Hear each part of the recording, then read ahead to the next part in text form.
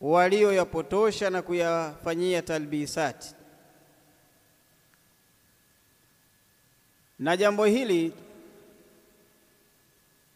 ni sehemu ya dini na linazingatiwa ni katika abwabu an-nasiha, ni katika milango ile ya kupeana nasaha. Leo katika majlisi hii tutazungumzia kuhusiana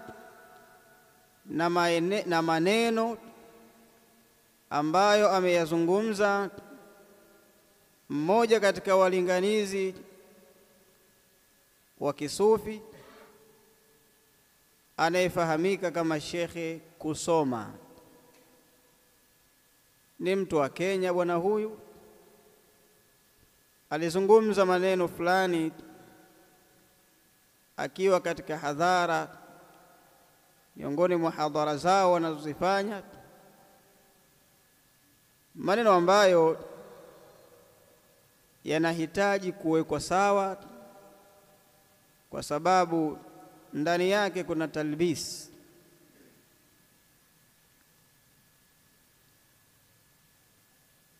Na tunapofanya hivi, baadhi ya watu huwa wanadai ya kwamba ili uweze kumkosoa mtu basi ni sharti ulingane naye kielimu au uwe umempita kiilmu. Wa hadha dhannun batilun, na hii ni dhanna ya batil. Na baadhi ya watu wanapowaona ahlu sunna yarudduna ala ahli albatil, wanapowaona ahlu sunna wanawaradi watu wa batil, wanasema mnawasengenya, kwa nini msiwafuate mkawaambia? Wa hadha aidan dhannun khati, na hii pia ni dhanna ya kimakosa, bali wao pia hawayafanyii kazi hayo. Na ndio maana anaweza tu mtu akasimama katika hadhara yake akazungumza na akawashambulia ahlus sunna, imma bihaqqin au bibatil, imma akafanya hivyo kwa haki au akafanya kwa batil, wa huwa al-aghlab. Na hilo ndio lilokuwa aghlab. Mara nyingi wanawashambulia ahlus sunna bibatil, kwa hiyo wao pia hawawafuati, bali wanaweza akasimama akazungumza akaelezea ile mawqif ambayo yeye anaitakidi kwamba huo ndiyo usahihi. Lakini pia wapo baadhi huwa wanadhani ya kwamba kuwakosoa watu ni katika mambo yenye kuugawa umma. Fahamun sayyi, huu ni ufahamu mbaya kabisa, kuitakidi na kufahamu ya kwamba kuwakosoa watu ni kuugawa umma. Huu ni ufahamu mbaya mno, bali ukisoma Qur'an, ukisoma sunna, utabainikiwa ya kwamba jambo la kuwakosoa watu au watu kukosoana kwa haki na uadilifu na insaf ni jambo ambalo ni matlubun shar'an, ni jambo lenye kutakikana hasa tena kisheria. Nimetanguliza haya ili kufuta baadhi ya dhana ambazo wanaweza wakadhania, wakuzidhania baadhi ya watu, bali baadhi ya watu wako nazo dhana za sampuli kama hizo. Kwa hiyo leo insha Allahu jalla wa ala tutajaribu kuzungumza biqadri al-istita'a kuhusiana na yale maneno aliyoyazungumza Sheikh Kusoma katika ile video ambayo iko katika YouTube. Kitaka utaiona.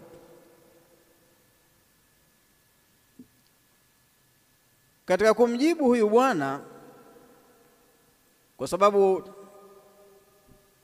ameongea mambo mengi katika wakati mmoja,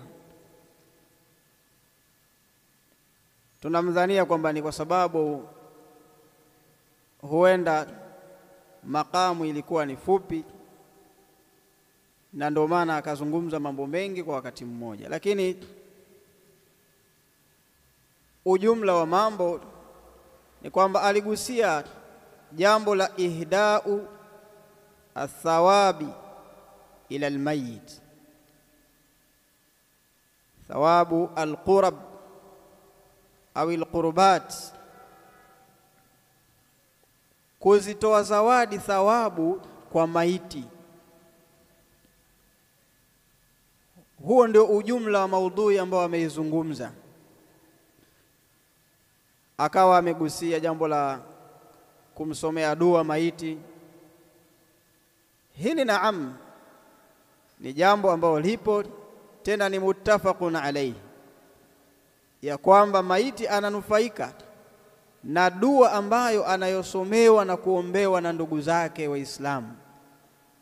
Na ndio maana Bwana Mtume sallallahu alaihi wasallam alikuwa akiswalia maiti mbalimbali za Waislamu, na ndani ya swala ile alikuwa akiwaombea dua. Bali katika maeneo mbalimbali pia alikuwa akiwaombea maiti dua, kama kusema Allahumma ighfir li fulan au Allahumma arhamhu, na zinginezo katika alfadhi za dua ambazo amezifanya Mtume sallallahu alaihi wasallam kuwaombea wale ambao waliotangulia. Lakini pia ndani yake akataja jambo la kumsomea maiti Qur'an, halafu zile thawabu zake, yani wao ukasoma Qur'an halafu zile thawabu zake ikawa umezijalia kwa ajili ya maiti. Ndugu yako fulani amefariki, ukamsomea dua.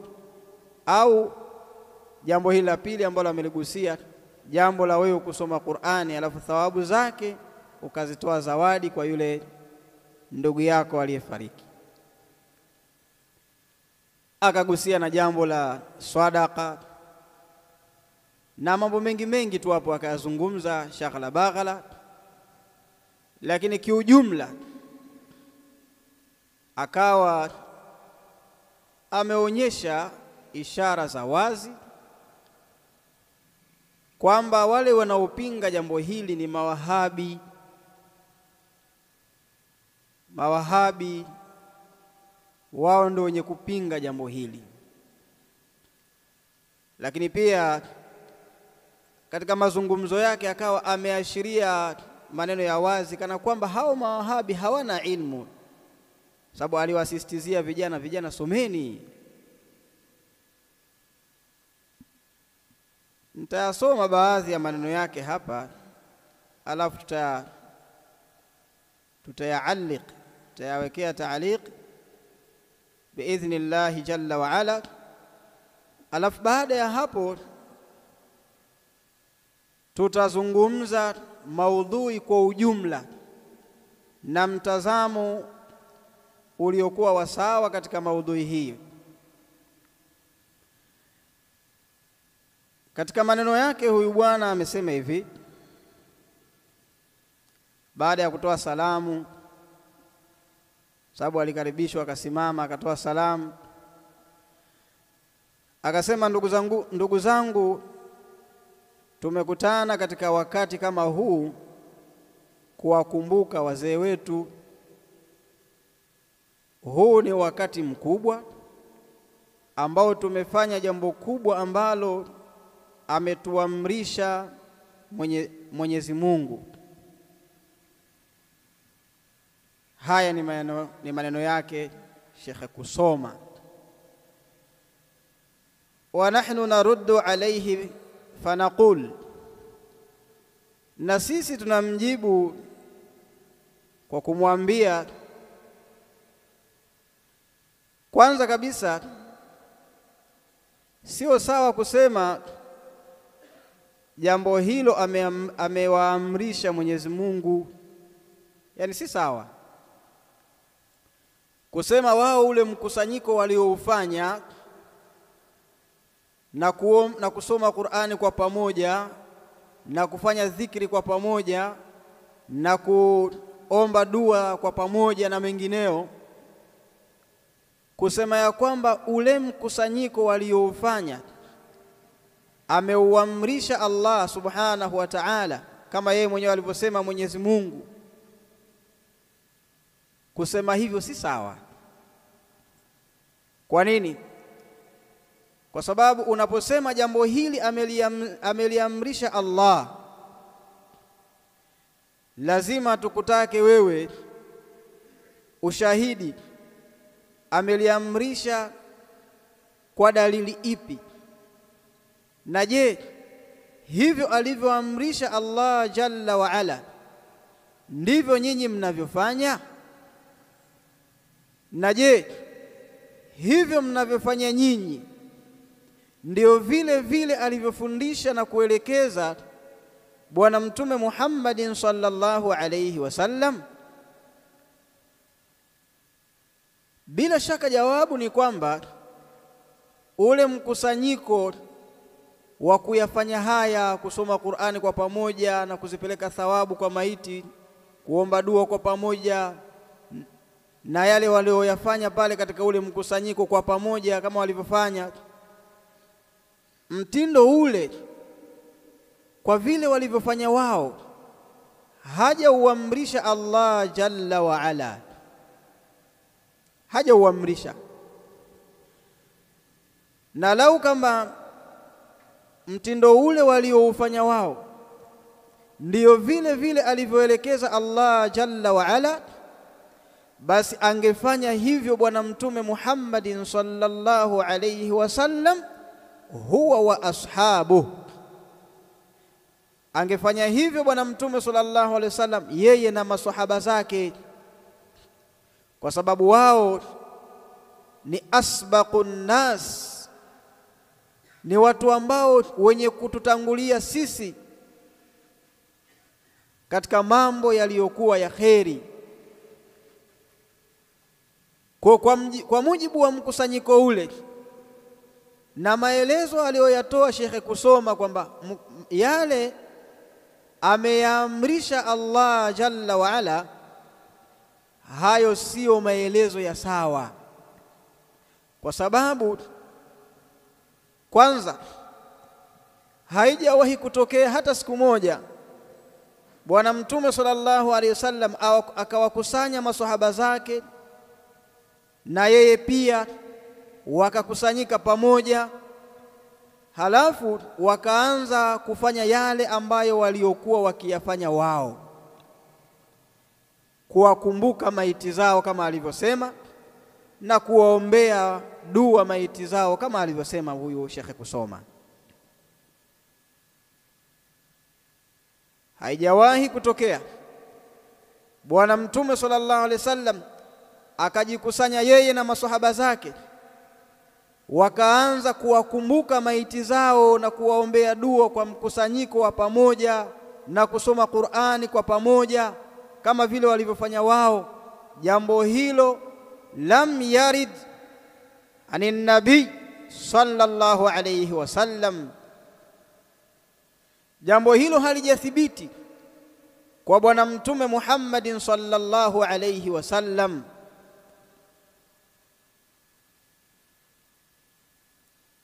Lakini pia baada ya kuyazungumza maneno hayo, akawa ametaja aya kama ushahidi wa kutilia mkazo yale wanayoyafanya. Akaisoma aya katika suratul Hashri, akaisoma aya katika suratu al-Hashri, rabbana ighfir lana wa li ikhwanina alladhina sabaquna bil iman. Akaisoma aya hiyo kwamba ni ushahidi wa watu kujikusanya kuwakumbuka maiti zao na kuwasomea dua kwa pamoja na kuwasomea Qur'ani kwa pamoja na mengineyo, kisha kukusudia thawabu zile za yale mambo ziwafikie maiti hao. Aya hii sio ushahidi min wujuhin. Aya hii sio ushahidi kwa njia nyingi tu. Moja katika aujuhi hizo ni kwamba nahnu na'lamu yaqinan anna an-nabiy sallallahu alayhi wasallam laqad 'allama ashabahu maani kitabi rabbil alamin wa 'amilu bihi. Twafahamu sisi ya kwamba Bwana Mtume sallallahu alayhi wasallam aliwafundisha maswahaba zake maana za kitabu cha Allah jalla wa ala, tafsiri ya Qur'an aliwafundisha maswahaba zake. Na pia tuamini kwa ilmu ya yaqin ya kwamba maswahaba waliifanyia kazi Qur'an, ikiwemo aya hii. Lakini sasa haijawahi kutokea wakafanya haya mnayoyafanya nyinyi, kuonyesha ya kwamba jambo hili mnalolifanya nyinyi lipo kinyume kabisa na ufahamu aliyoufundisha Bwana Mtume sallallahu alaihi wasallam katika kuifahamu aya hiyo. Na hii inaonyesha ya kwamba vile mlivyofahamu nyinyi ni kinyume na vile alivyokusudia Allah jalla wa ala, na ni kinyume na vile alivyoelewesha na kufundisha Bwana Mtume Muhammadin sallallahu alayhi wasallam. Kwa sababu lau kama hivyo mnavyofanya nyinyi ndiyo alivyokusudia Allah, basi Bwana Mtume sallallahu alayhi wasallam angewabainishia hivyo masahaba, na angefanyia kazi yeye Bwana Mtume sallallahu alayhi wasallam na kuwafundisha maswahaba zake wakafanyia kazi hivyo kwa njia na mtindo huo mnaofanya nyinyi. Lakini pia wajhi mwingine kwamba lau tukisema ya kwamba hiyo aya uliyoitaja wewe, rabbana ighfir lana wa li ikhwanina alladhina sabaquna bil iman, tukisema ni dalili ya hayo madai ya uliyoyafanya wewe na wenzio hapo, tukisema ni dalili ya jambo hilo, tutakuambia ya kwamba jambo hilo hebu tuthibitishie, achilia mbali labda maswahaba, sababu maswahaba zama zao hawakuwa wakifanya hivyo, basi walau katika wale al-a'immatu al-muttaba', wale wanawachuoni wakubwa. Sababu tufahamu sisi al-Imamu Shafi'i mathalan alifiwa na baba yake, alifiwa na mama yake. Je, al-Imamu Shafi'i rahimahullah na yeye alikuwa anawakusanya watu kisha wanaomba dua kwa pamoja na kusoma Qur'ani na kufanya adhkari, kisha wanafanya hivyo na wanazikusudia zile thawabu za hayo mambo ziwaendee wazazi wake wawili, baba yake, mama yake?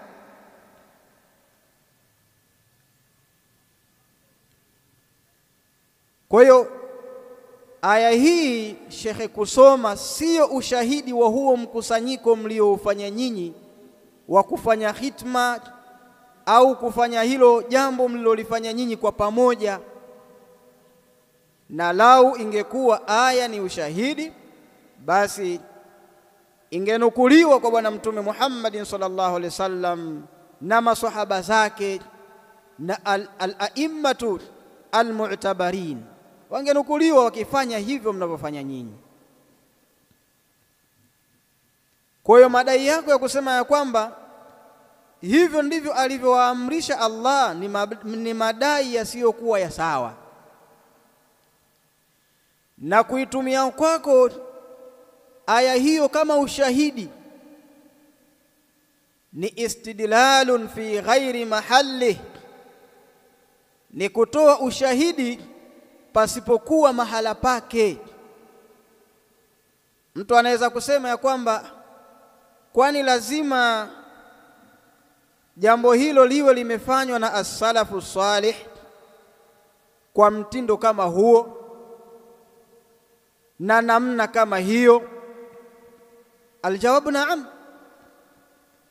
Na sisi tunaamini ya kwamba fahamu salaf ni hujja, ufahamu wa wema waliotangulia ni hujja, bali kwenda kinyume na uelewa wao, kwenda kinyume na njia yao ni jambo ambalo ni madhmumun,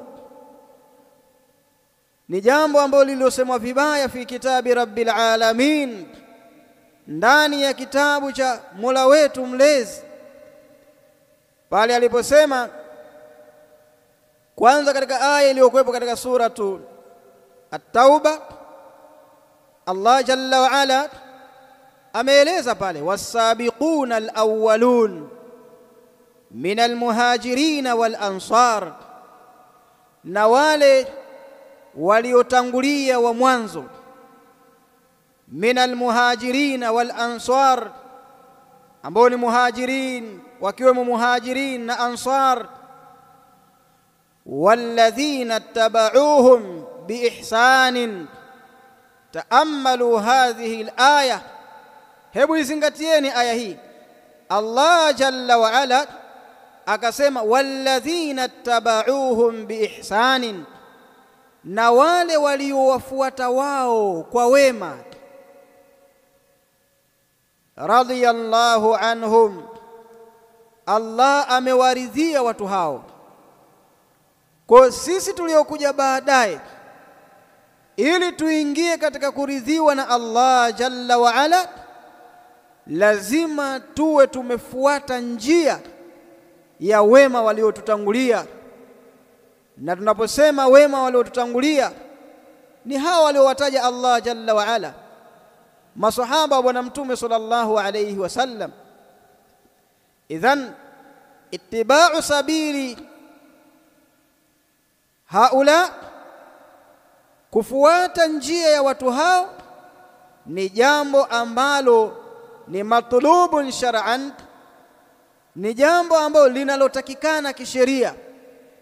Wa mukhalafatu hadihim wa sabilihim ni amrun madhmumun shar'an, ni jambo la ambalo lililosemwa vibaya kisheria, kwenda kinyume na njia yao. Yaqulu rabbuna jalla wa ala, anasema Mola wetu jalla wa ala ndani ya kitabu chake kitakatifu, wa man yushaqiqir rasula min ba'di ma tabayyana lahu alhuda, na yule ambaye atakayempiga pande bwana mtume sallallahu alayhi wasallam min ba'di ma tabayyana lahu alhuda, baada ya yeye kumbainikia uongofu. Uongofu tayari umeshambainikia kwamba ni huu, yeye akaenda kinyume, akafuata mitazamo anayoijua yeye, akaacha kufuata njia ya bwana mtume sallallahu alayhi wasallam. Fasara an-nabiy sallallahu alayhi wasallam fi shiqqin wa huwa fi shiqqin akhar, akawa bwana mtume sallallahu alayhi wasallam yuko upande mwingine na yeye yuko katika upande mwingine. Hadha amrun, hili ni jambo la kwanza. Wal amru thani, na jambo la pili, wayattabi' ghaira sabilil mu'minin. Jambo la pili akasema Allah, na akafuata isiyokuwa njia ya waumini. Wal muradu bil mu'minina fi hadhihi al ayati al karima hum ashabun nabiy sallallahu alayhi wasallam. Na makusudio ya njia ya waumini katika aya hii ni maswahaba wa bwana mtume sallallahu alayhi wasallam. Kwa hiyo mtu akakhalifu, akaenda kinyume na njia aliyokuwa nayo mtume sallallahu alayhi wasallam na njia ya maswahaba wa bwana mtume sallallahu alayhi wasallam, mtu wa sampuli hii Allah subhanahu wa ta'ala amemsema vibaya. Nuwallihi ma tawalla, tutamwelekeza kule alikoelekea yeye. Wa nuslihi jahannam, na tutamuingiza katika moto wa jahannam. Kwa nini aingizwe katika moto wa jahannam? Liannahu khalafa sabila almu'minin, ni kwa sababu huyu ameenda kinyume na njia ya waumini. Kwa hiyo sisi unapotuletea dalili minal kitabi au sunna, katika kitabu cha Allah au sunna za bwana mtume sallallahu alayhi wasallam, kwanza kabisa hatutoanza kuuchukua ule ufahamu wako mpaka tuamini ya kwamba ufahamu wako umeenda sambamba na vile alivyokuwa amefundisha bwana mtume sallallahu alaihi wasallam na vile walivyofanyia kazi maswahaba wa bwana mtume Muhammadin sallallahu alaihi wasallam. Kwa hiyo aya hii hakuna yeyote, sio bwana mtume sallallahu alaihi wasallam, sio maswahaba wa bwana mtume sallallahu alaihi wasallam, waliofahamu ya kwamba maana yake ni watu waweke siku maalum ya kuwakumbuka wazee wao, maiti zao, wakawa wanasoma Qur'ani kwa pamoja pale, wanafanya adhkari mbalimbali pale, wanafanya dua mbalimbali pale kwa pamoja, wakafanya hafla pale. Hakuna yoyote katika maswahaba aliyeelewa ufahamu huo. Na ndio maana katika mazungumzo yake yote huyu shekhe kusoma hajathibitisha walau biharfin wahid, walau kwa herufi moja, ya kwamba maswahaba radhiallahu ta'ala anhum walielewa ufahamu huo, kwamba sasa sisi tumeshafiwa na ndugu zetu, wazee wetu, kwa hiyo tuwe tunajikusanya kwa ajili ya kuwakumbuka wazee wetu. Jambo la kuwaombea dua, mtu amefiwa na ndugu yake akamuombea dua ndugu yake, hili ni jambo ambalo la yunkiruhu aqil, ni jambo ambalo hakuna mwenye akili anayelipinga. Linalopingwa ni hiyo mitindo mnayoifanya nyinyi, halafu mkainasibisha na dini, bali mkathibitisha kwamba hivyo ndivyo alivyoamrisha Allah jalla wa ala. Kaifa ya'muru Allah jalla wa ala amran wala yaf'aluhu rasuluhu wala yaf'aluhu ashabu rasulillahi sallallahu alayhi wasallam.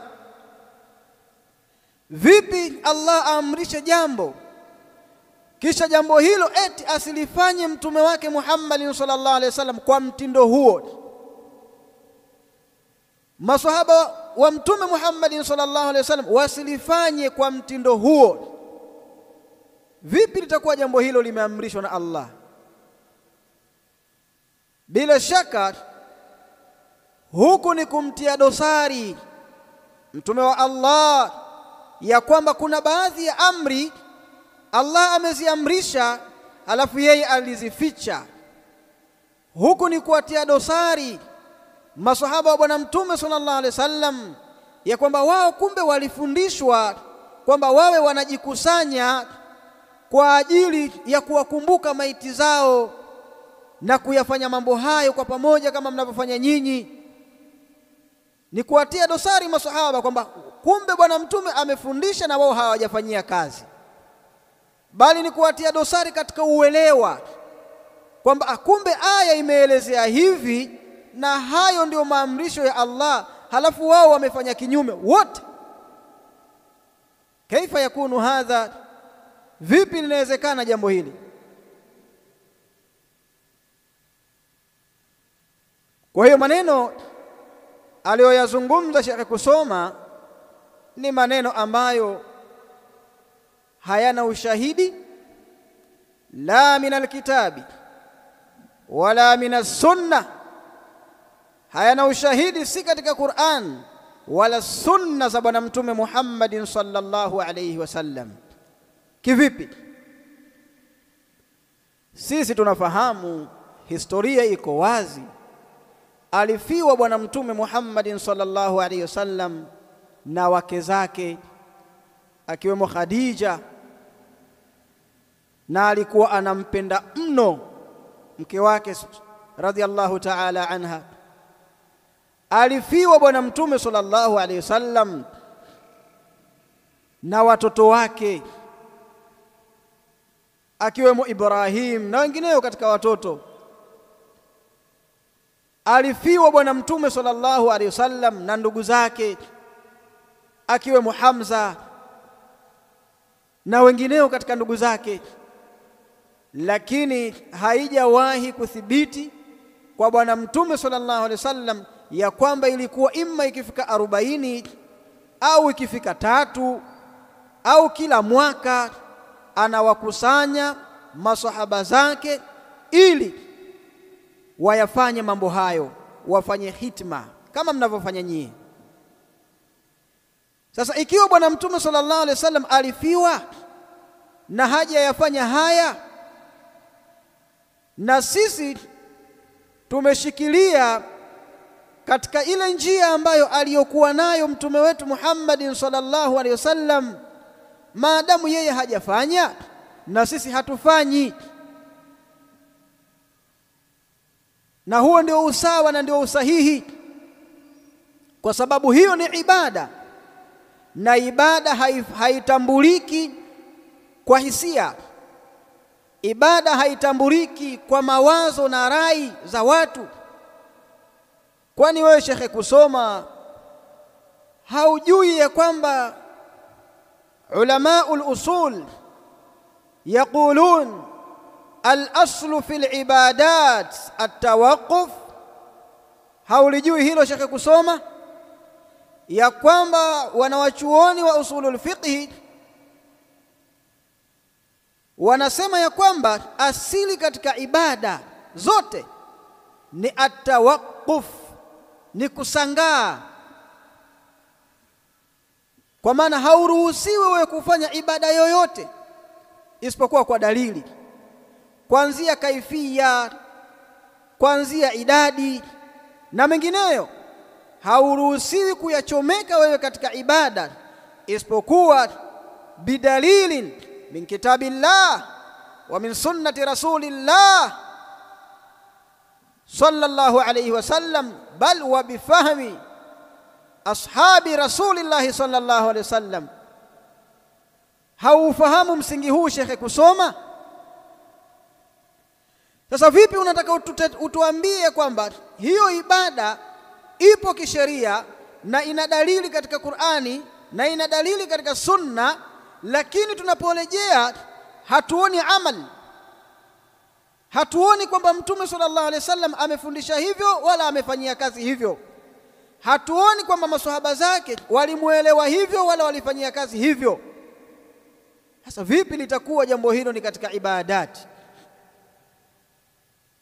Kwa nudhakiruka bi anna al-asla fil ibadat at-tawaqquf, tunakukumbusha wewe kwamba asli katika ibada ni at-tawaqquf. Ukisema jambo hili lafanywa hivi, tuletee dalili. Ukituambia jambo hili lafanywa ndani kila muda fulani, tuletee dalili. huo uelewa wako wa kuelewa hiyo dalili unatakikana uendane sambamba na vile alivyoelekeza na kufundisha mtume wetu Muhammadin sallallahu alayhi wasallam. Lakini pia katika maneno ya Sheikh Kusoma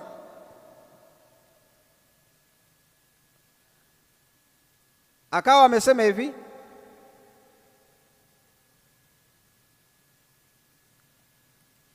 ni Mwenyezi Mungu ndiye aliyetuambia tukusanyike tuwaombee waliokufa waliotangulia, tusiwasahau, wanatuhitaji sisi zaidi. Sheikh Kusoma, Mwenyezi Mungu huyo aliyekuamrisha ukusanyike,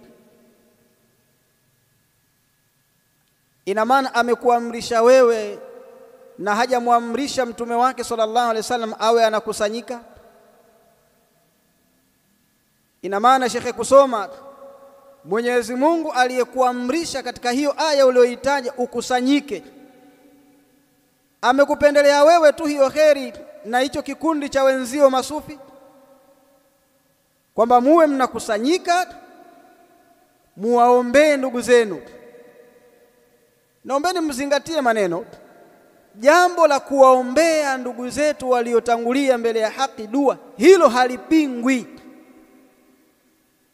Ama hii kauli ya Sheikh Kusoma kutuambia ya kwamba Mwenyezi Mungu ndiye aliyetuamrisha tukusanyike tuwaombee ndugu zetu waliotangulia, hii kauli ni kauli ambayo ni ya batil, kwa sababu lau amara dhalika rabbul alamin la'amila bihi rasuluhu sallallahu alayhi wasallam wala amila bihi ashabu nabii sallallahu alayhi wasallam.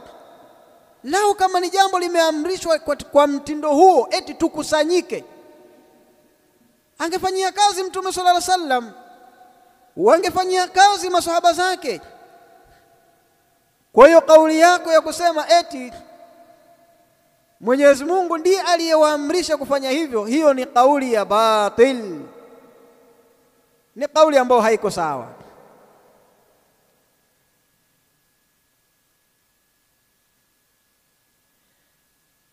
Na katika maneno yake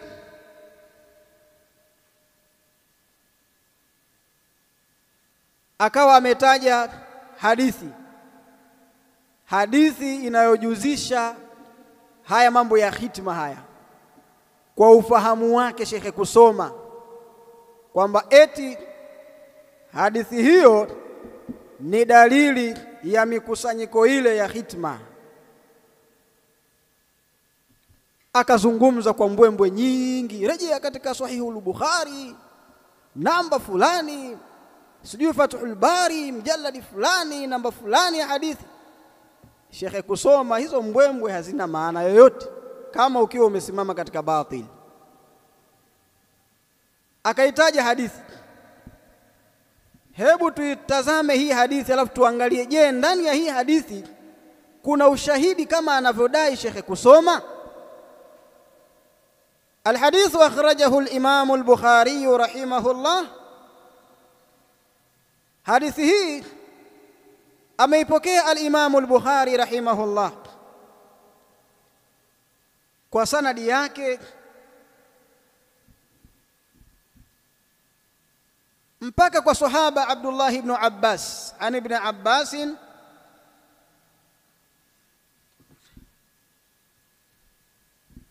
عن ابن عباس رضي الله تعالى عنهما قال: مر النبي صلى الله عليه وسلم بحائط من حيطان المدينة أو مكة، فسمع صوت إنسانين يعذبان في قبورهما. maana hadithi hii, japo Sheikh Kusoma hakutaja tarjama iliyonyooka ya hii hadithi, yeye ameingia moja kwa moja katika baadhi ya alfadh, lakini tutahitaji hadithi hii mpaka mwisho wake, alafu tuangalie, je, ndani yake kuna dalili ya kwamba ndio ushahidi kwamba Mtume sallallahu alaihi wasallam alikuwa akijikusanya na maswahaba zake kwa ajili ya kuwakumbuka maiti zao na kuwaombea dua kwa pamoja na kuwasomea Qur'ani na kuwasomea dhikri na mengineyo. Hadithi inasema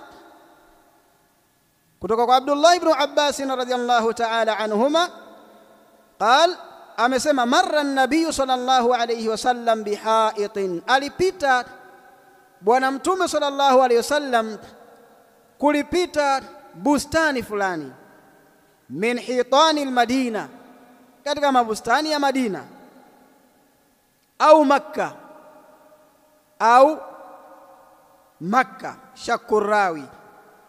Fasami'a sauta insanaini, akasikia sauti za watu wawili, yu'adhabani fi quburihima, wanaadhibiwa watu hao wawili katika makaburi yao. Faqala an-nabiy sallallahu alayhi wasallam, akasema bwana Mtume sallallahu alayhi wasallam, yu'adhabani, hawa watu wanaadhibiwa, wama yu'adhabani fi kabirin, na wala hawaadhibiwi kwa jambo kubwa ambalo walishindwa kujizuia nalo. Thumma qala, kisha akasema, bala kana ahaduhuma la yastatiru min bawlihi, kana ahaduhuma la yastatiru min bawlihi, alikuwa mmoja wao. Bala, kwa nini? Qala bala, kasema kwa nini? Hilo ni jambo kubwa. Kana ahaduhuma, alikuwa mmoja wao, la yastatiru min bawli, hajichungi, hajistiri kutokamana na mkojo wake. Wa kana al-akharu yamshi bin namima, na alikuwa mwingine anatembea kwa umbea na ufitinishaji. Namima ni naqlu al-kalam, ni kunukuu maneno kutoka kwa huyu au kutoka kwa hawa ukayapeleka kwa huyu au kwa hawa, ligharadhi al-ifsad, kwa lengo la kuharibu baina yao. Umenukuu maneno ukayapeleka kule, lengo ni nini? Ili uharibu baina yao, uwagombanishe watu hao. Hii inaitwa namima kisheria.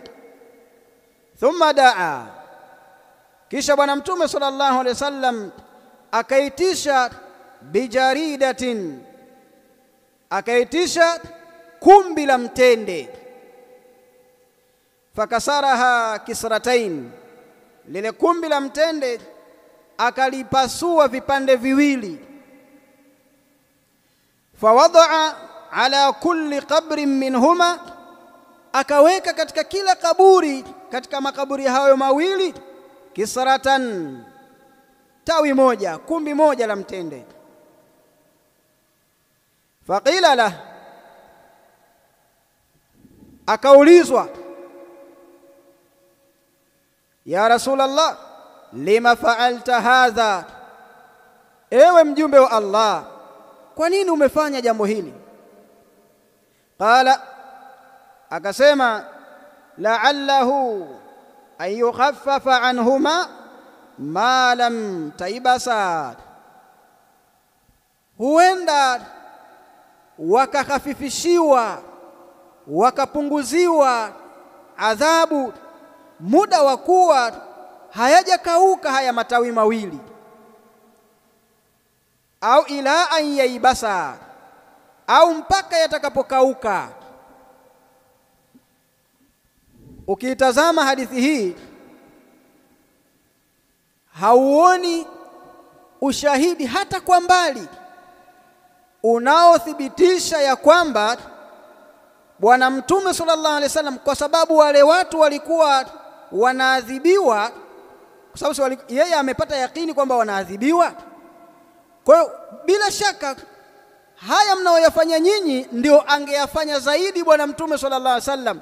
Angewaita maswahaba zake wakajikusanya, jamani, tuwasomee hawa ndugu zetu wawili Qur'ani, tuwasomee dua, tuwafanyie dhikri kwa pamoja, tufanye hafla kila baada ya mwaka kuwakumbuka ndugu zetu hawa waliotangulia.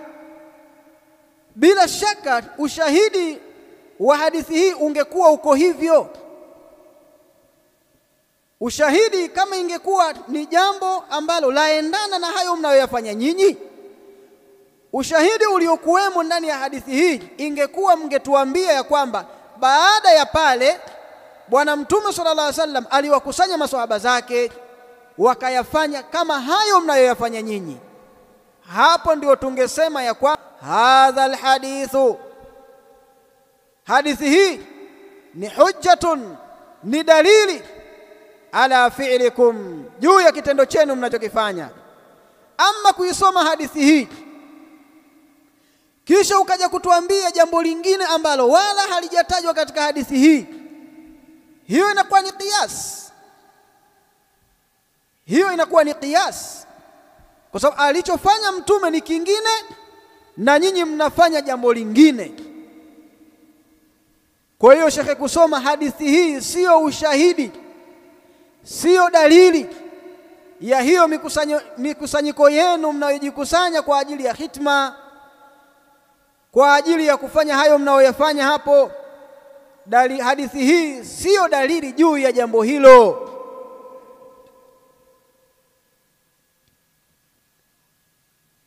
Bali hakuna hata ishara ya mbali. Kwa hiyo hadithi hiyo iweke pembeni, sio dalili, tafuta nyingine.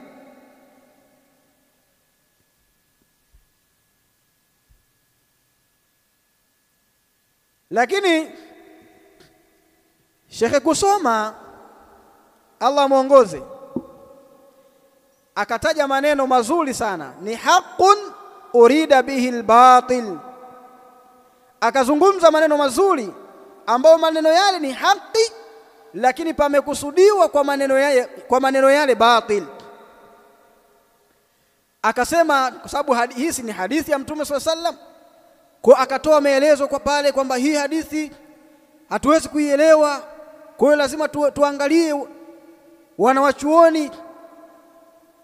Na mnukuu alisema hivi, ukitaka kuyaelewa mambo lazima uyapeleke kwa maulama. Yana wakati anatoa ufafanuzi kuhusu hadithi hii akasema maneno haya, tunakuambia Shekhe kusoma, naam, kalamuka kalamun sahih, maneno yako haya ni maneno ya sawa hasa, kwamba tukitaka kuyaelewa mambo turejee kwa wanawachuoni. Lakini tunakuuliza Shekhe kusoma, je, tutakaporejea kwa wanawachuoni katika jambo kisha tukawakuta hao wanawachuoni wamekhtalifiana juu ya jambo hilo, madha naf'alu ya hadrata shaykh, ni kitu gani tunachotakiwa kukifanya? Je, tutaingia tuchague kama tunavyochagua nyanya sokoni, kwamba mimi nachukua tu kauli hii kwa kuwa tayari wanachoona wameshakhtalifiana, mimi naamua nichague hii? Je, jambo liko hivyo Shekhe kusoma? Bila shaka jawabu ambalo halihitaji jawabu lingine ni jawabu moja tu la sawa, ni kwamba idha ikhtalafa alulama fi mas'alatin, wanapokhtalifiana wanawachuoni katika mas'ala, katika jambo fulani, yajibu arrujuu ila aladilla, ni wajibu kurejea katika dalili. Lazima tutazame ni nani katika wao aliyeshikamana na dalili. Hatuchukui tu kama tunavyochagua nyanya masokoni, Hapana, mambo hayako hivyo, bali mambo yataangaliwa kwa vipimo vyake. Na huo ndio msingi wa Qur'an na Sunna za Bwana Mtume Muhammad sallallahu alayhi wasallam, ya kwamba muongozo wa Qur'an, muongozo wa Sunna za Bwana Mtume sallallahu alayhi wasallam vimetuelekeza wanapokhtalifiana wanawachuoni, sisi tusichague tu kama zinavyochaguliwa nyanya sokoni. Na hapa watu mnatakiwa mpaelewe vizuri kabisa, kwa sababu utawasikia hawa mabwana moja kwa moja nakwambia turejee kwa wanawachuoni. Naam, haya tusharejea kwa wanawachuoni, tumekuta wamekhtalifiana, twafanyaje? Au baadhi yao utawasikia wakisema kwamba jambo hilo ni jambo ambalo lina khilafu,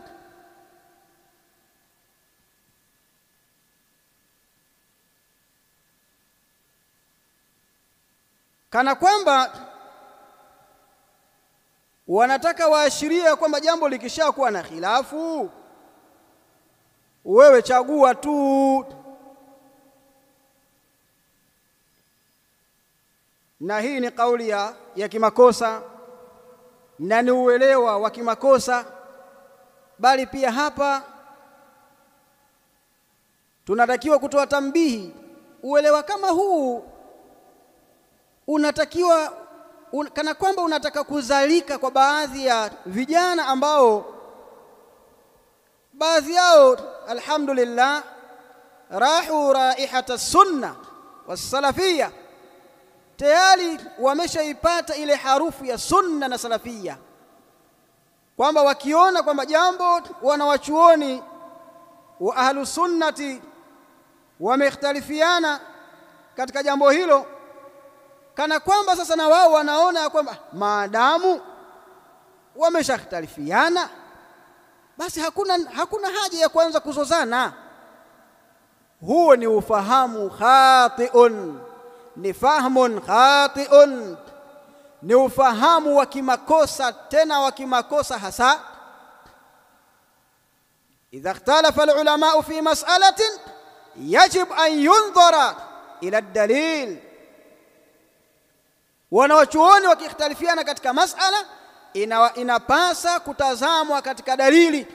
man minhum wafaqa alhaqqa was-sawaba bid-dalil, ni nani miongoni mwao ambaye amewafikiana na haki na usawa kwa mujibu wa dalili?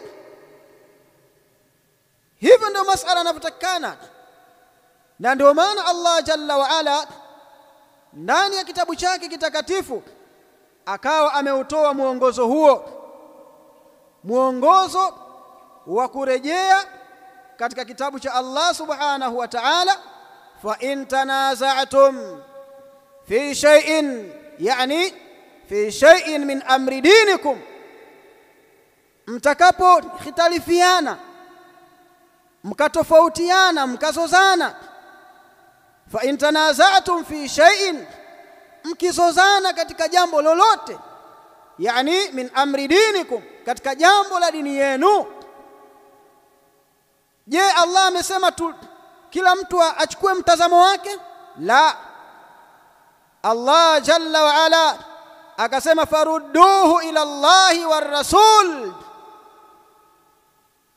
lirejesheni jambo hilo kwa Allah, lirejesheni jambo hilo kwa Mtume sallallahu alaihi wasallam.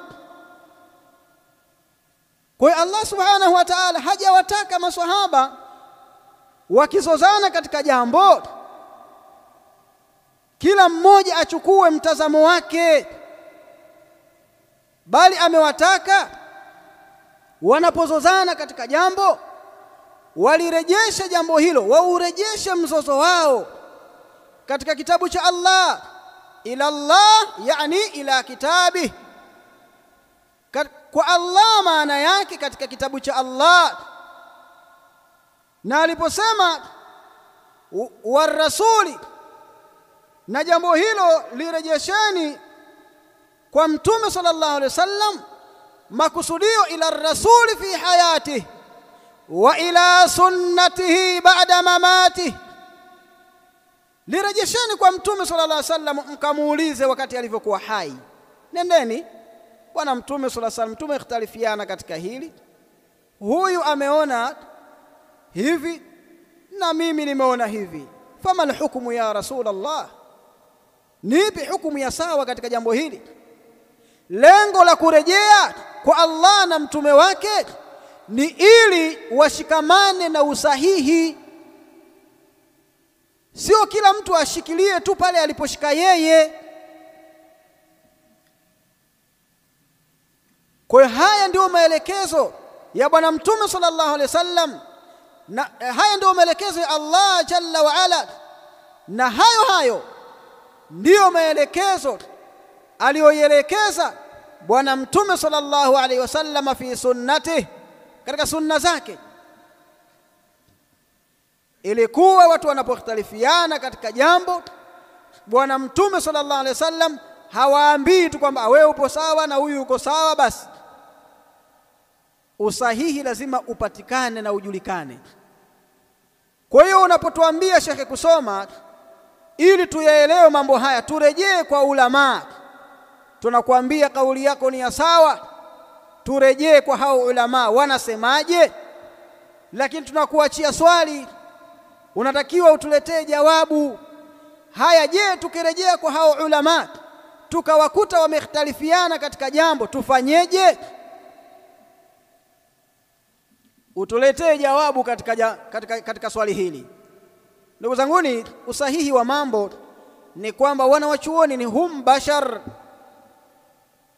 wanawachuoni ni wanadamu, yusibun wa yukhtiun, wanapatia na pia wanakosea. ولهذا كان الإمام مالك رحمه الله يقول كل منا يؤخذ من قوله ويرد. alikuwa al-Imam Malik rahimahullah akisema ya kwamba kila mmoja katika sisi yanachukuliwa katika maneno yake na yanarejeshwa katika maneno yake, isipokuwa mtu mmoja tu ndio maneno yake hayarejeshwi, ambaye ni nani? Ni bwana Mtume Muhammadin sallallahu alayhi wasallam. Kwa hiyo ikiwa hivyo ndivyo, wanapokuwa wamekhtalifiana wanawachuoni, watu wanatakikana waangalie jambo ambalo limewafikiana na usawa, jambo ambalo limewafikiana na dalili, na wala sio kukaa tu kuchagua kama wanavyofanya baadhi ya watu. Kwa ndugu zangu ni Waislamu, haya maneno aliyosema Sheikh kusoma ni maneno ya sawa, ni maneno ya haki, isipokuwa yeye amekusudia batil. Yani ameyatamka haya ili awafunge watu waone ya kwamba ile mikusanyiko wanayoifanya ya hitma kila baada ya muda fulani ni mikusano ambayo ipo katika dini, na hao watakaowataja wameithibitisha mikusanyiko hiyo. Lakini la kusikitisha ni kwamba baada ya hapo akaingiza dharau pale, kwa dharau ahlus sunna, kana kwamba wao hawana ilmu, hawana maarifa, msimamo wanapinga tu wao. Sio kwamba wanapinga tu, yunkiruna bilhujaji walbarahin hadaka Allah. Ahlus sunna wanapinga kwa hujja na burhan. Wanawachuoni wa Kiislamu wamekhtalifiana katika jambo moja, nitalitaja hapa. Je, mtu akifanya matendo mema halafu thawabu za yale matendo akazipeleka kwa maiti kama zawadi, je, jambo hilo zile thawabu zinamfikia maiti? Wanawachuoni wamekhtalifiana katika jambo hili. Kwa sio kwamba eti ni mawahabi ndio wenye mtazamo huo, lifahamu hilo Shekhe kusoma. Huo ni mtazamo wa ulama qadiman wa haditha, ni mtazamo wa wanawachuoni tangu kale.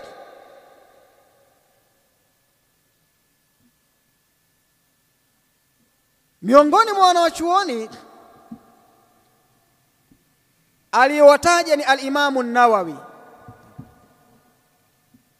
ijapokuwa maneno yake wakati anamnukuu al-Imam an-Nawawi amekosea yale maneno, ameyasoma kimakosa. Sijajua ni kwa sababu alikuwa haangalii sehemu ndio maana akayakosea, au amekopi kwenye Google hakuangalia katika asli ya nusakh ambazo ni mu'tabara. Sijajua sababu hasa ni ipi.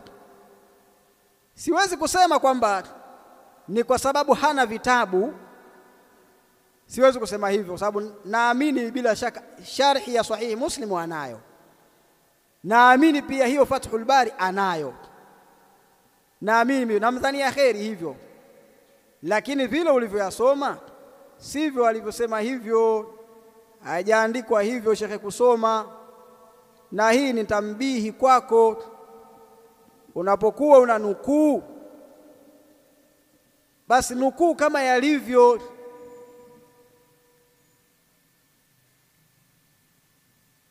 Amemnukuu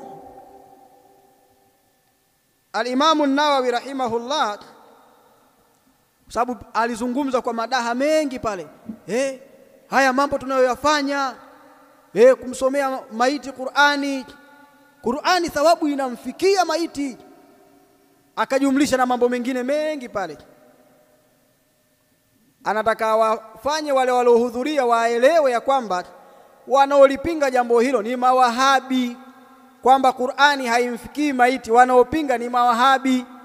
Sasa Shekhe kusoma, wanaopinga ya kwamba kusoma Qur'an kisha thawabu ukazipeleka kwa maiti, wanaosema ya kwamba thawabu hizo hazimfikii maiti sio mawahabi, bali hao unaosema ni mawahabi wao wametoa kwa hao ulama. Kama ulivyotuambia tu ili tuyaelewe mambo turejee kwa ulama. Sasa hebu tukurejeshe wewe kwa hao ulama, wanasemaje? Je, wanaosema hivyo ni mawahabi?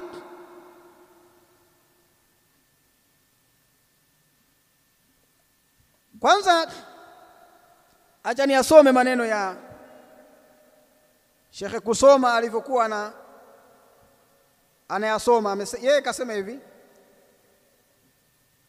amemnukuu Imam an-Nawawi, pia amemnukuu al-Imam Ibn Hajar, na pia yale maelezo yake yote aliyosoma ni yale ya Ibn Hajar na Imam an-Nawawi, hakuna tofauti.